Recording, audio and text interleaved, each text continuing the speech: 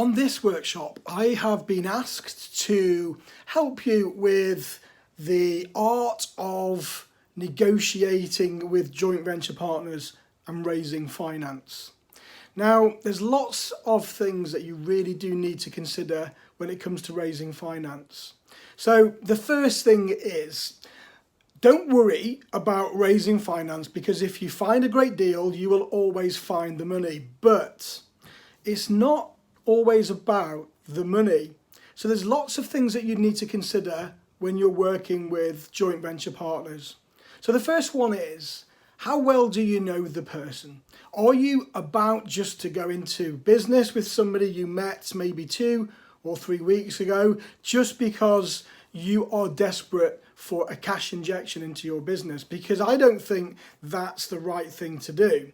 So the first thing that you need to do is make sure that if you're working with a joint venture partner, that everything is in alignment. So the first thing I would consider, what are your values? Are your values comparable to your joint venture partner's values? What does that mean? Well, do you like to have fun? Do you like to work a lot? So you need to make sure that the business relationship works both sides. What are the expectations of your joint venture partner? Do they want to maybe flip the deal and get some cash out? Are they looking for long-term investment where they can draw a monthly income? Or are they looking for a legacy when they want to hold onto the property and maybe hand it down to their children or partners should they die in the future? Are those values and expectations in line with what you want? So those are the most important things, because if you go into business with somebody that you don't really know and maybe you've never met before up until about 3 weeks ago, and if it doesn't work out for you, it's going to be a very lonely place, because there's nothing worse than failed business partnerships. So you need to make sure that you've got all of those aspects covered. Now you also need to make sure you do your due diligence on your joint venture partner, and that would be making sure you see their credit file and expect to show yours back as well.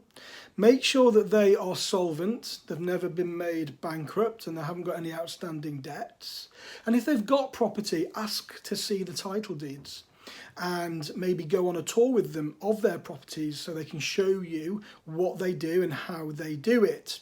So all of these things are built on a relationship over time. So this isn't something that we would do straight away after meeting somebody in a networking meeting.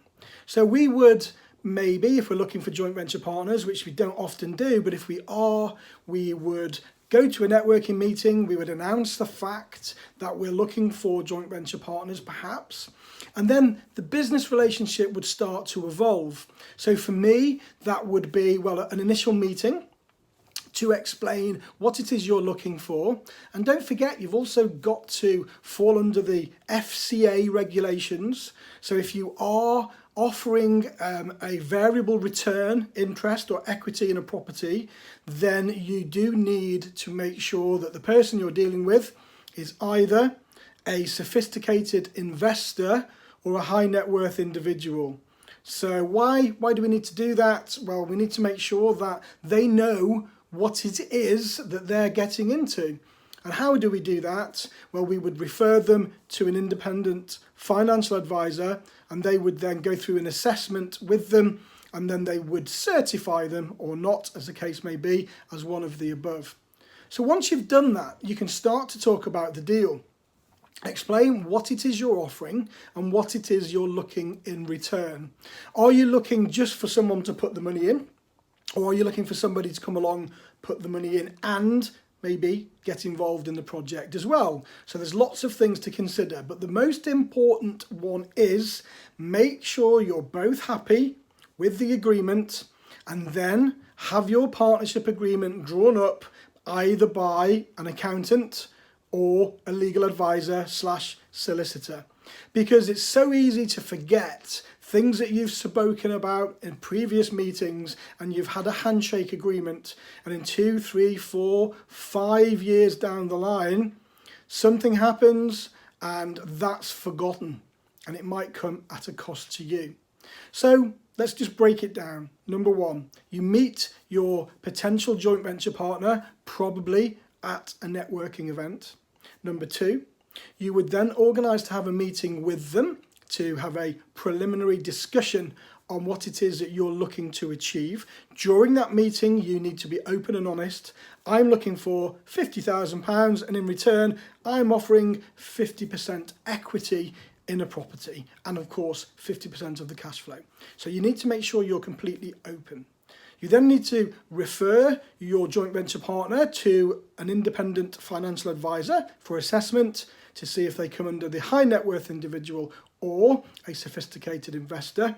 And once they have been certified, you can then crack on with your deal with your new partner, and obviously making sure that you are building and forging that relationship before you eventually go into business together. So make sure you've got all of that. You're happy in your mind, you've plugged all of the gaps, your expectations are the same, and make sure your values are in alignment as well, okay? And then you can go into business together. Now, I wouldn't suggest you do this. You need to make sure that you are happy with your joint venture partner, and relationships take time to build. So my advice would be, you wouldn't want to be going into business with anybody that you've not known for at least a year.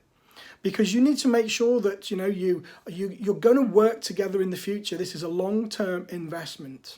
So that's what we do. Now, we don't have a lot of investors, but the ones that we do have, we guard secretly. And of course, we only work with a small amount of people. How do you find these investors?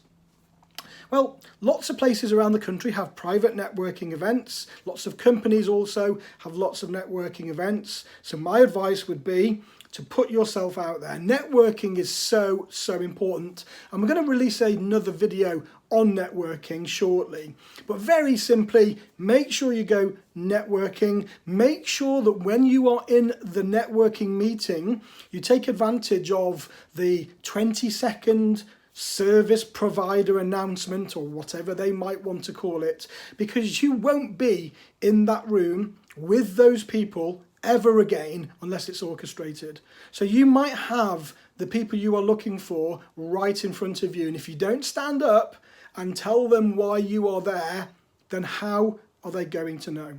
So you just want to very quickly tell people who you are, what you do, how you can help other people, and how they can contact you. That's all you need to do. So for example, hi, my name is Rick Gannon and I'm a HMO property investor. I'm currently looking for more deals in the area of Worcester. If you have any deals at the moment, or if you know of anybody that might be looking for help with their HMO, then please contact me during the break. Now, I don't know how long that went on for. That's just an example.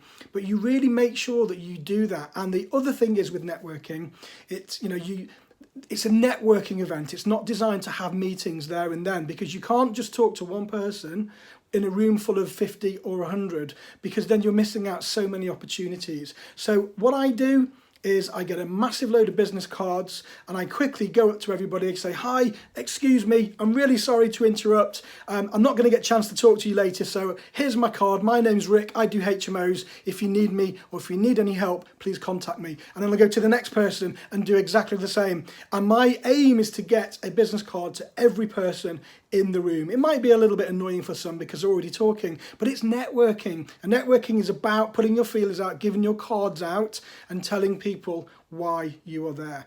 And if you do that as many times as you can during the week, at least once. I mean, there are networking events on every night of the week apart from Friday, and it's the best thing that you could possibly do to attract joint venture partners and to attract joint venture finance.